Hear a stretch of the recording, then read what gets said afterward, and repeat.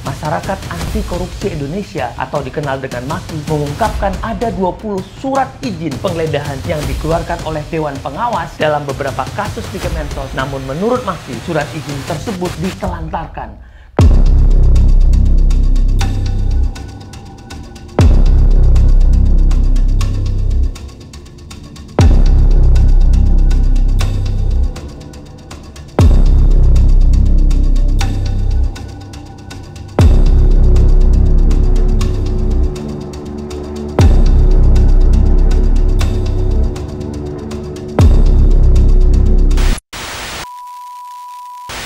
Assalamualaikum warahmatullahi wabarakatuh. Salam sejahtera buat kita semua. Bersama saya Azmi Sahputra, hari ini akan menyampaikan kembali dalam catatan hukum potret hukum Indonesia yang akan saya kupas dalam anotasi hukum kali ini berkait dengan dugaan 20 izin geledah dari Dewan Pengawas KPK yang ditelantarkan oleh penyidik KPK.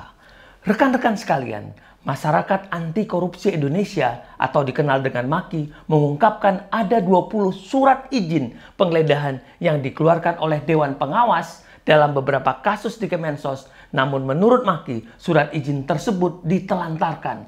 Kasus tersebut merupakan salah satu dari 5 kasus yang digugat oleh MAKI di Pengadilan Negeri Jakarta Selatan yang sudah berlangsung pada Senin 5 April lalu. Salah satu tim kuasa hukum MAKI yaitu Kurniawan Adi Nugroho menyatakan bahwa dalam penanganan perkara tersebut diduga KPK telah menelantarkan 20 izin penggeledahan yang dikeluarkan oleh Dewan Pengawas KPK. Sidang pra-peradilan yang dipimpin oleh Hakim Tunggal Najar Epriandi ini, sedangkan dari MAKI diwakili oleh kuasa hukumnya Kurniawan Adi Nugroho, Marcelinus Edwin Hardian, dan KPK diwakili oleh Biro Hukum yaitu Raden Natalis Kristiono dan Togi Robison Sirait. Dalam perkara ini, Dewan Pengawas KPK juga turut ditarik sebagai pihak sebagai termohon 2 dikarenakan dianggap bahwa Dewan Pengawas tidak menanyakan, tidak mengklarifikasi, tidak menegur penyidik KPK yang menelantarkan surat izin penggeledahan yang sudah diterbitkan. Penelantaran 20 surat izin penggeledahan ini menyebabkan kasus tersebut dapat diduga menjadi terhambat kejelasan perkaranya dan seolah-olah berhenti di tempat.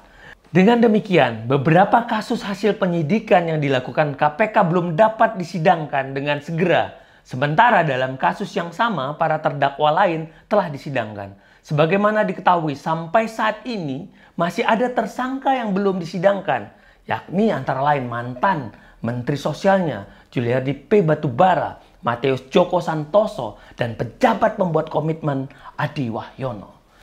Rekan-rekan, Koordinator MAKI Boyamin Saiman mengatakan gugatan diajukan karena termohon KPK dianggap lalai dan tidak melaksanakan seluruh izin penggeledahan yang telah diberikan Dewan Pengawas KPK dan belum melakukan pemanggilan terhadap orang-orang tertentu yang semestinya dapat ditarik sebagai pihak yang ikut serta dalam melakukan korupsi berjamaah tersebut. Jika membaca gugatan yang disampaikan oleh MAKI, setidaknya ditemukan beberapa hal. Pertama, Dewan Pengawas KPK nyata-nyata dijadikan termohon 2 dikarenakan tidak menegur penyidik KPK yang menelantarkan izin penggeledahan yang telah diterbitkan.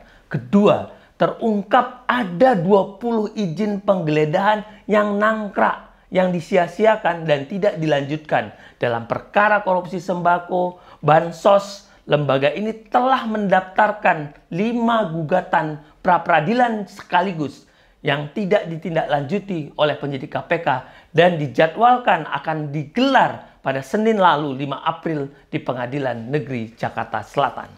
Antara lain terkait perkara sembako Kemensos, Bank Senturi, EKTP, pengadaan helikopter, hingga pengembangan kasus mantan Bupati Malang, Rendra Krishna.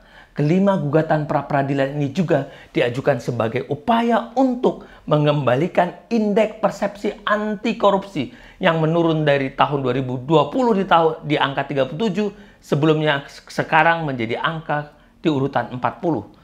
Rekan-rekan sekalian, jika dilihat dari fakta ini seolah ada disparitas, perbedaan proses, perbedaan perlakuan, termasuk nyata-nyata telah diabaikannya izin penggeledahan. Jika ini benar-benar terjadi, artinya ada tahapan langkah penyelidikan oleh tim penyidik KPK yang tidak dilaksanakan dari awal, tidak dijalankan. Dapat dikatakan proses penyelidikan di sini menjadi kurang maksimal, tidak membuat rangkaian peristiwa pidananya jadi lengkap, ada yang kurang, dan akhirnya membuat peristiwa ini tidak terang. Sehingga kasus pengabaian izin penggeledahan ini layak untuk ditelusuri lebih lanjut. Dewan Pengawas KPK harus memeriksa dan memanggil penyidik KPK agar menemukan apa alasannya, apa maksudnya, motifnya apa, mengapa izin yang sudah diberikan tidak dilaksanakan dan tidak dioperasionalkan. Ini namanya tidak taat aturan. Padahal dalam prakteknya diketahui Dewan Pengawas KPK selalu memberikan izin pada penyidik KPK selambat-lambatnya 1x24 jam. Dengan tidak digunakannya izin penggeledahan ini juga menimbulkan ketidakpastian. Ya, ketidakpastian hukum. Dan ini patut diduga bisa saja digunakan untuk melakukan hal-hal yang bertentangan dengan kewajiban penyidik terhadap orang yang dapat dianggap atau orang yang patut dimintai pertanggungjawaban hukum. Termasuk bagi calon tersangka lain. Ya, bisa saja kan ini jadi alasan untuk tawar-menawar agar perkaranya tidak diproses. Jadi ini harus dijelaskan sampai tuntas.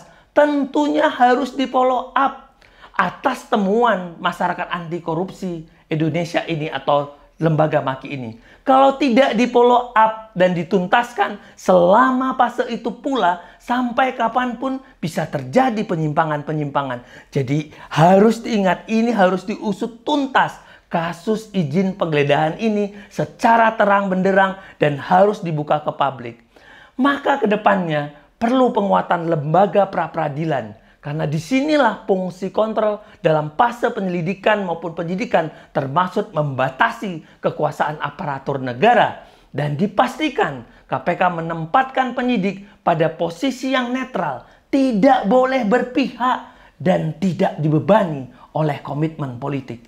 Jadi langkah dan mengajukan permohonan pra-peradilan merupakan wadah yang tepat bagi pihak-pihak yang ingin membuktikan apakah prosedur, wewenang, dan substansi penetapan tersangka termasuk tindakan penahanan, penggeledahan, dan penyitaan benar-benar dilakukan sesuai hukum acara yang ada. Agar jangan ada lagi ruangan gelap karena tujuan dari penyidikan itu guna untuk membuat sebuah peristiwa pidana menjadi terang dan jelas. Tahu siapa tersangkanya, siapa saja pelakunya, bagaimana modus operandinya, dan alat bukti apa yang diperoleh, serta siapa saja yang dapat dimintai pertanggungjawaban pidana. Rekan-rekan sekalian, sebagaimana diketahui pasca putusan Mahkamah Konstitusi nomor 21 PUU 12 2014, kewenangan pra-peradilan ini diperluas tidak hanya dalam pasal 77 Kitab Undang Hukum Acara Pidana, termasuk memeriksa dan memutus terhadap penetapan tersangka, penggeledahan, dan penyitaan.